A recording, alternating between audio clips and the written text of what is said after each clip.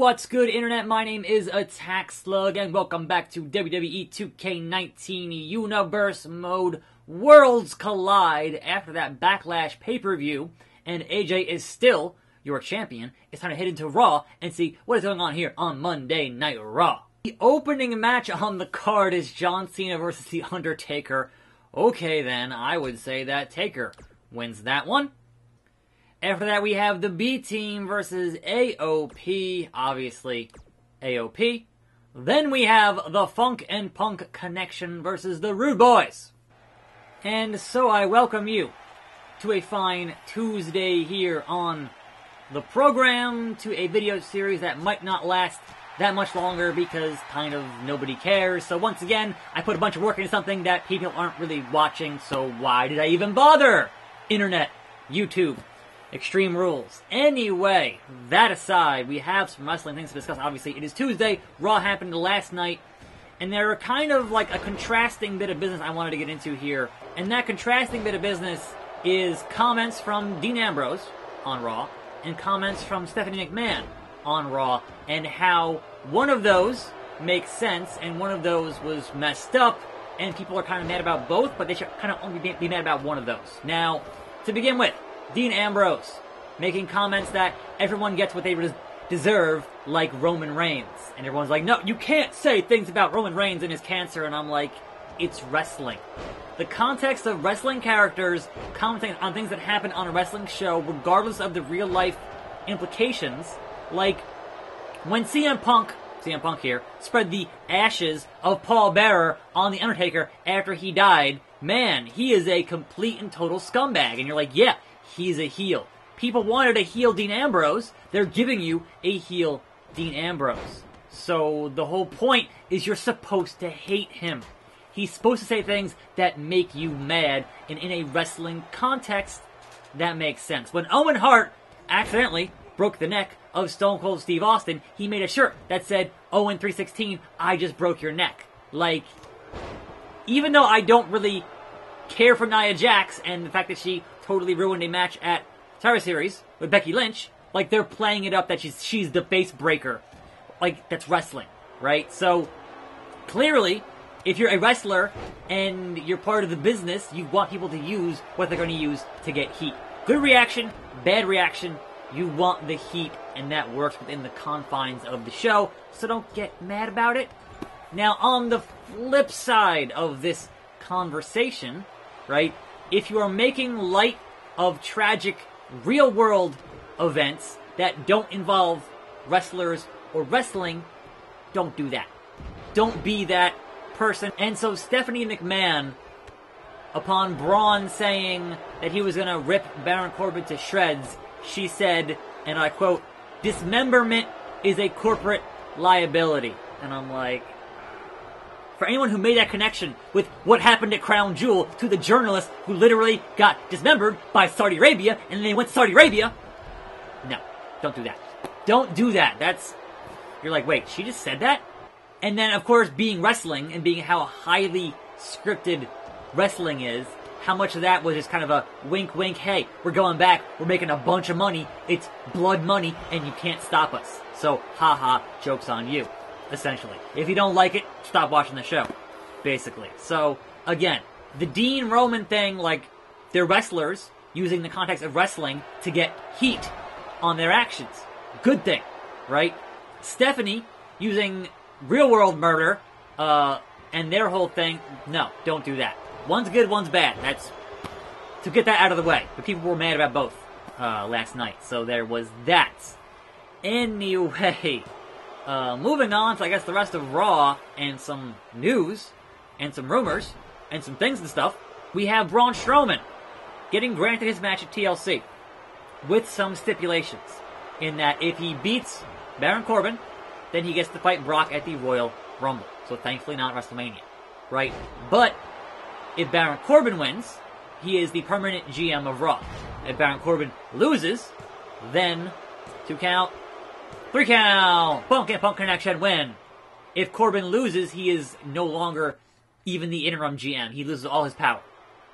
Pile driver from Terra Funk, you egg sucking. That was a pile driver and a go to sleep. I totally even miscalling that. That was a hell of a finish there. Hell of a finish. And you can't get more rough and tumble, tough and dirty than CM Punk and Terry Funk. You egg-sucking dog.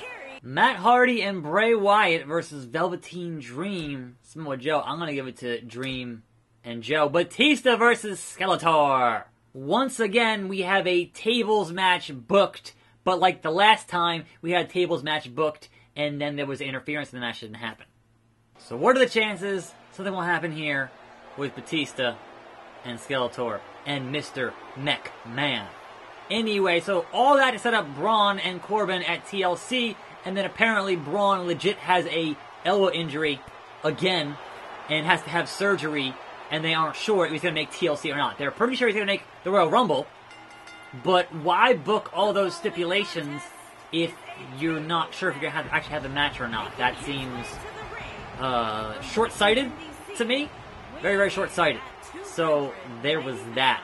Also, you had Ronda Rousey on the show working Mickie James, and part of me goes, okay, I understand that you're having her be the baddest woman on the planet, and therefore she's going to be there every Monday or whatever, even though she had that phenomenally extreme beatdown the night before. Literally the night before. At least take a week off, but no.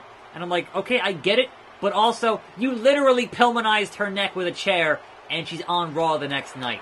Like, I understand. You're trying to build her as this, larger-than-life, and can't be set back by any beatdown, but sell the beatdown. Come on. Like, at least for a week. At least for a week, if you're going to go that extreme with the kendo sticks and the chair shots and the Pillmanizer. Like, if it was just a couple of kendo sticks, a couple of chair shots, but you had her neck in a chair and you stomped on it, give her a week. All I'm trying to say. So, there was that. There was, I'm kind of half and half on that bit of business. You had Gable and Rude defeat the AOP, or the AOPP, which is a thing now, and I'm like, it's just really a bit much, to be honest. So, I don't know. Like, I understand having your, potential challengers defeat your... Nice. Defeat your champions in a non-title scenario. But also, I don't know. I feel like it's a little ridiculous. So, from Transylvania. Anyway, the Staples Center, funny enough, had up signs about, hey, Enzo is banned from the building, don't let this man in, or Eric aren't, or whatever. He aren't allowed in, essentially. And so, that's funny because he already accomplished his goal. He already did what he needed to do on a much bigger stage, which was pay-per-view and not TV, right? So, he wasn't going to try to get into Raw and do it again on Raw, because he already accomplished what he wanted to accomplish, which was trending on Twitter and promoting his album. That already happened. So, having the sign up there after the fact kind of does nothing for nobody. But also, how funny is it that that was literally the plot of 2K19 My Career, was, bought a ticket, and then got in the ring and interfered. Like, that was pretty much the exact plot there. And also, how many times in wrestling has someone gotten fired, and then they're in the front row because they bought a ticket? Like, that's been done so many times that you've conditioned us to think, that's not real because it's part of the show. Well, this was obviously not part of the show. Otherwise, they would have shown him on camera and not just, cut away from where he is. So, that's funny. I find the whole thing very amusing, if you will. Anyway, the Animal versus the Skeletor here. In a tables match, and there has so far been no interference from Mr. McMahon. So your actual match here is going to happen, which is quite amusing. So yeah, that was kind of, there was things that happened on Raw otherwise, but nothing really worth discussing. Because it's just Raw. You had more Seth and Dean stuff. You had a security guard with the worst video game acting in the world standing up to Seth and then getting beat up, which was really funny. I'm sure we'll see that guy in a couple of years in a different gimmick, because that's usually how that works, is they'll have guys as backstage talent that are actually under contract for some reason or another. Or perhaps not, because he was so bad at it. I don't know. Just the most, NPC video game, just acting. It was so bad. So that being said, SmackDown is tonight. And I'm extraordinarily curious how they're going to handle SmackDown having lost all of the matches at Survivor Series, except the tag match, which they obviously won. Didn't count, though. So, how does that impact the leadership of Shane and or Paige, who are running that show, and everybody lost their matches, except for the tag teams? I don't know, man. I don't know. But hopefully it ends up being something at least a little bit compelling on the show. Batista here, though, working Skeletor. Gonna crack that skull, if you will. Put that skull through that table. Do some justice for He-Man and such. I don't know. Now then, after last night, I think some folks are assuming the plan here in some way, in some capacity, as it concerns your women's divisions, is that you would have Ronda somehow fight Charlotte at the Royal Rumble, and then have Ronda fight Becky at WrestleMania, or have Ronda, Charlotte, Becky at Mania as a triple threat match is also an option they could be going with. But again, I feel like all wrestling is up in the air until it actually happens, even with any kind of long-term booking they want to try to do. Nice clothesline. Skeletor, hit the pose. Or no. Skeletor, get the tables! Alright, he's setting it up. He's setting it up. He wants to beat that animal Batista with that table. Wants to get him some wood. But no, Batista fighting back. Having none of it. Gonna put Skeletor on that table. And then perhaps put him through that table. Here we go, folks. No! Skeletor. Not letting it happen. Oh, Batista. No, just turn around and just drop. Turn around. You were so close, Batista. You were so close. And you couldn't quite get the job done. What a waste, man. What a waste. But so far, the animal here, running roughshod on Skeletor. Here we go again. Here we go. Here we go. Nope, that's not the right direction, Batista. What are you doing, man? Okay. Picking him up. Ever so slowly and methodically picking him up. And then hopefully bringing him to the table. Is that what's going to happen here?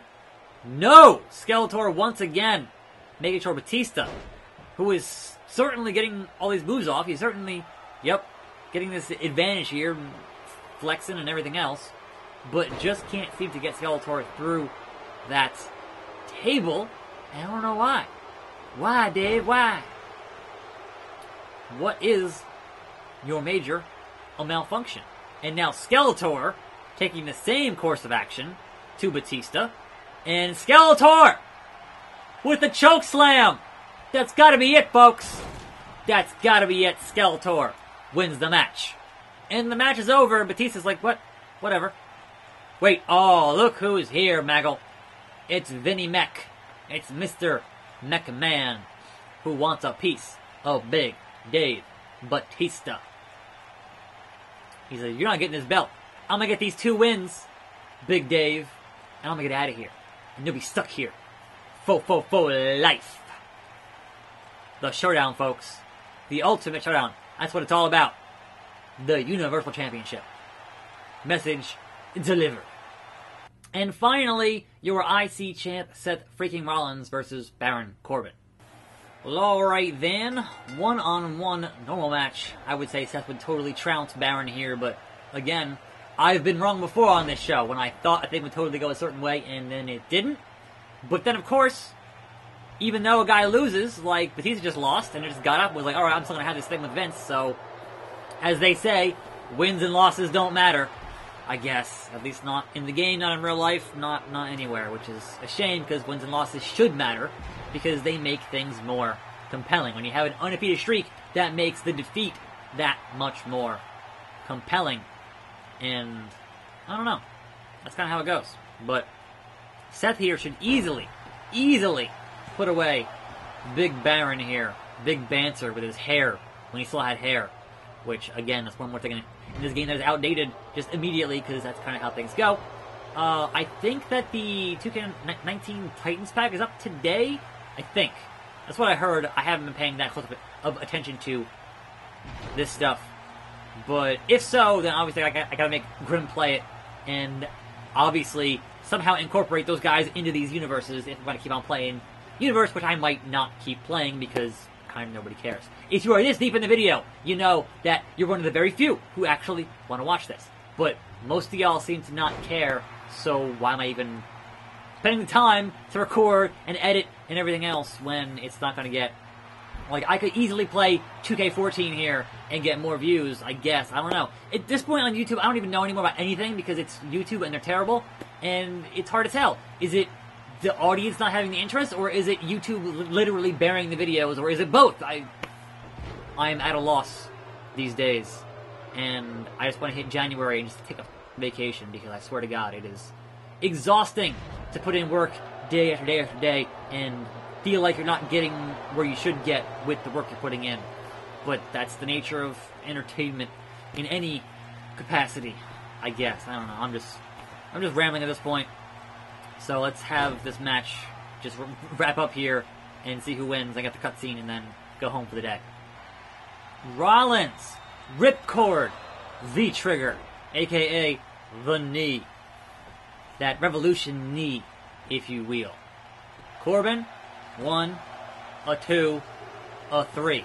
That's all she wrote. Now then, where is the #1 contender? Where is the big dog? Oh, here it comes. Here comes the big dog. Where is he? Where is he, Seth? Where is he? Oh, he's behind you, Seth! Watch out! Big dog biting hard. That's right. This is horrible. End of the main event, Braun Strowman versus Aleister Black. Certainly, Braun Strowman is your winner. And so, tomorrow, we'll continue some SmackDown. I'm attackslug. Thanks for watching. More videos every day. See you next time, right here on this channel, and I'm out.